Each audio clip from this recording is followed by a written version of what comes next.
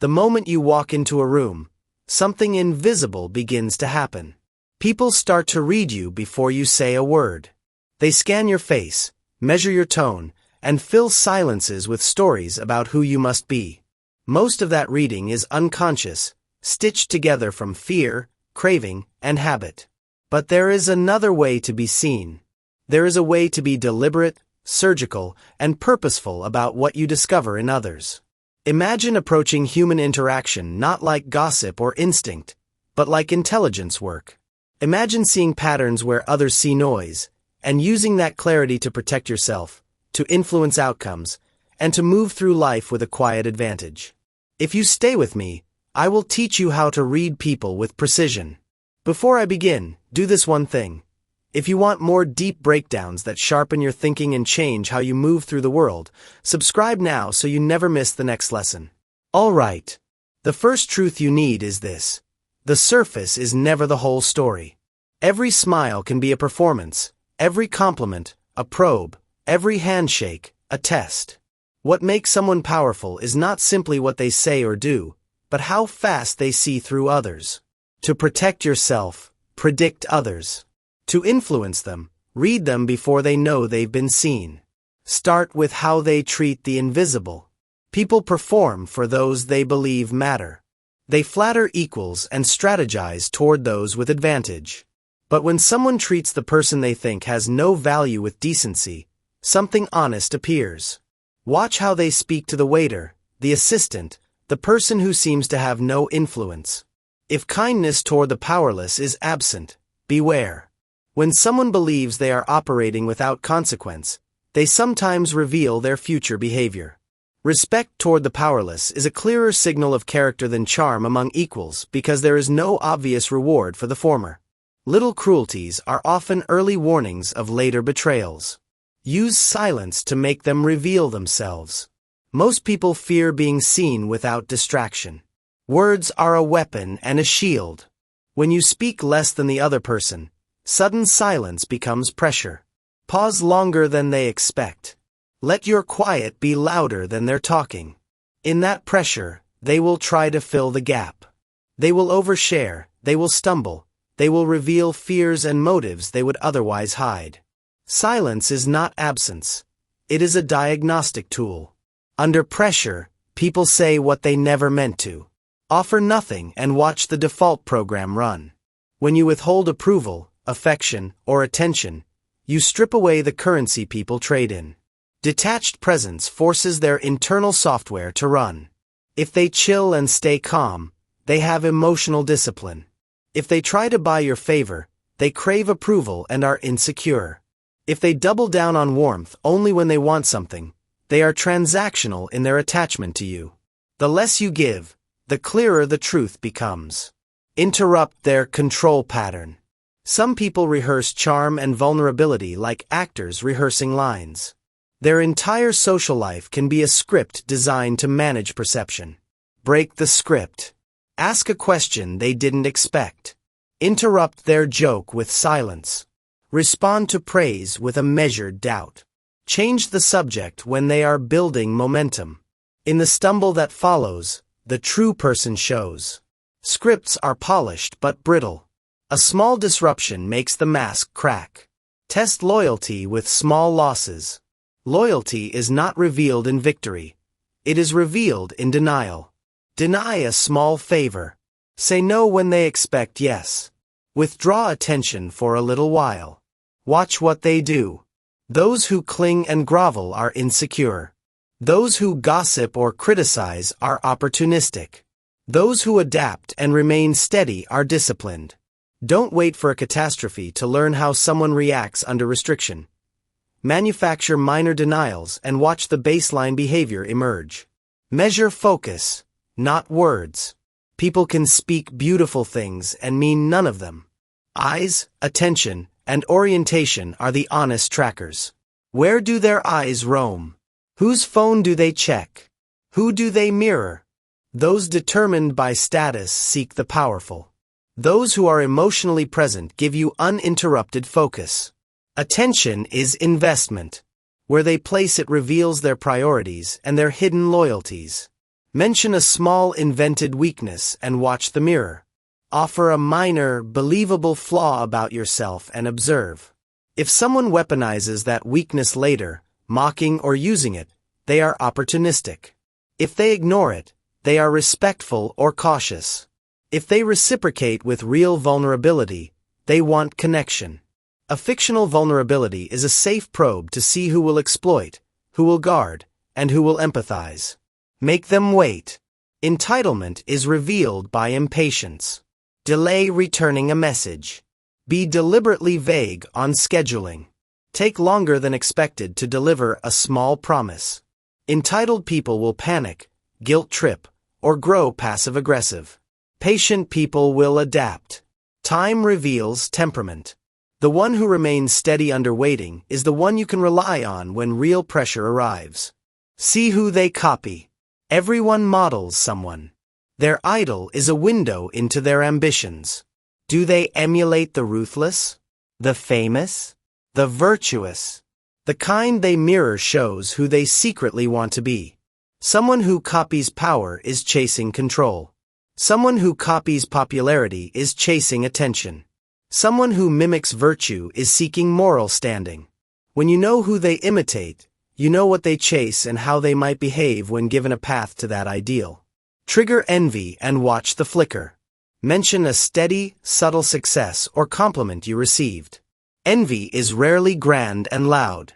It's a micro-expression, a tightened smile, redirected conversation, an abrupt minimization of your achievement. Envy is a small flame that often precedes sabotage. When you see the flicker, take note. The person who cannot tolerate another's win is dangerous when their aims clash with yours. Ask what they hate. Love is performative. Hate is revealing. When you ask someone what they dislike or who they can't stand, the answer is rarely about the other person. It is a confession about themselves. Those who curse arrogance often harbor quiet superiority. Those who claim to detest liars are sometimes selective truth-tellers. Judgment reveals confession. When you listen to what they despise, you learn what they fear most about themselves. Notice what makes their eyes break. Eye contact is power. The moment it flees, there is a crack. Bring up topics like money, past failure, status, or shame, and watch where their gaze goes. The eyes twitch or drop when something lands too close. The eyes often leave before the mouth will. What breaks the gaze reveals what weighs on the mind. Now move from observation to provocation. This is where the subtle art becomes active craft. The last set of moves is not about watching but about orchestrating. You can read someone, but the power comes when you produce conditions that make them unmask themselves. The first of these active tactics is to become the mirror they cannot look away from. When you subtly match tone, posture, and language, you create a psychological reflection. People recognize themselves in that reflection and instinctively react. They either intensify, trying to dominate what they think is a rival, or they retreat, confused by the unfamiliar validation. That reaction reveals whether they were authentic or performing. Next, disarm with respect and then ask the question that matters. Most people prepare defenses for judgment. So begin with unexpected validation.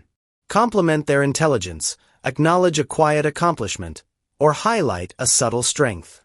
Once they feel admired, they lower defenses and will often answer a question that bypasses their filters. Ask the question that strips away performance. Ask about fear or the first moment they learn to perform. That opening will yield truths that careful interrogation never could. Reading people is not an exercise in labeling. It is an instrument for strategy. Once you can decode patterns and habits, you can use them to shape outcomes without overt coercion. If someone fears abandonment, distance can become a lever to shape their choices. If they crave admiration, a little disapproval will make them chase approval. If they rely on control, unpredictability will disarm them. When someone is dangerous, knowing the exact pressure point lets you defend yourself and sometimes cause their own tendencies to undo them. Think in archetypes but never speak them aloud. Label people in your mind for strategy, not for conversation. The masked pleaser craves approval and can be guided with praise until they are denied and lash out. The silent climber watches power vacuums. Give them respect but do not surrender proximity. The fragile genius is brilliant but unstable. Use their gifts and manage emotions. The loud defender over-explains to cover guilt. Test them with the word no. Each archetype comes with tactics to align behavior toward your aims. Deploy these without announcing your assessment. Power is most effective when invisible. When crafting influence, understand the first rule. Make them think it was their idea. Mirror their desire and then redirect it. If someone wants recognition, show them how following your plan leads to more visibility. If they crave influence, explain how alignment with you amplifies their voice. You do not confront their desire. You hijack it and tie it to your objective. This is influence without apparent pressure. Use strategic vulnerability to create imbalance and talk. A controlled confession gives people the illusion of emotional parity. When you reveal something small and non-essential, they feel superior and safe. In that state, they talk freely. A mind that feels safe often feels candid, and a mind that feels superior often reveals blind spots. Give a partial truth, and they may hand you the rest. Reveal half a secret to create false equality. People trust when they believe trust is reciprocated. Give a small, believable piece of yourself and watch for reciprocity. The moment someone offers a real vulnerability in return, you have access to deeper material you would not otherwise get. Let people define themselves and then use that definition. When someone tells you who they are, you gain leverage. If they pride themselves on loyalty, frame requests in terms of loyalty. If they purport to hate inefficiency, position your ask as a shortcut that honors that value. You are not persuading them so much as aligning action with their identity. People rarely resist an action that affirms the self they already chose. Build reputations they must protect. Publicly attribute a virtue to someone and they will act to uphold it. Tell a colleague that you admire their consistency, and they will behave consistently to avoid cognitive dissonance. When you hand someone a reputation, you create a social contract that keeps behavior predictable and aligned with your plans. Leak small details to shape perception. Not every influence move needs a direct line. Allow them to overhear a story, or let a remark reach their ears in passing. People value the discovery of truth more than the acceptance of propaganda. When they believe they found the proof themselves, they stop questioning and behave in anticipation of that image, which you already guided. Let them win early so you can own the outcome later. Give small victories that feed an ego while you design the final structure so that the end result benefits you. People defend what they feel they built. Let them lead a little at first. Keep the final strokes in your hand. This creates loyalty and reduces resistance when the stakes rise. This work changes how you view others, and that requires self-awareness. There is a shadow that comes with seeing through people. You risk detachment, the temptation to manipulate for sport, the slow corrosion of empathy. Wisdom demands limits. Reading people can be used to protect, to guide, and to collaborate. Can also be used to dominate and destroy. The difference is intention. Use these tools with responsibility. Recognize when influence is necessary, and accept restraint when compassion is required. When you practice these methods, begin with humility. Test them in small ways, in low-stakes situations, and learn to read your own reactions.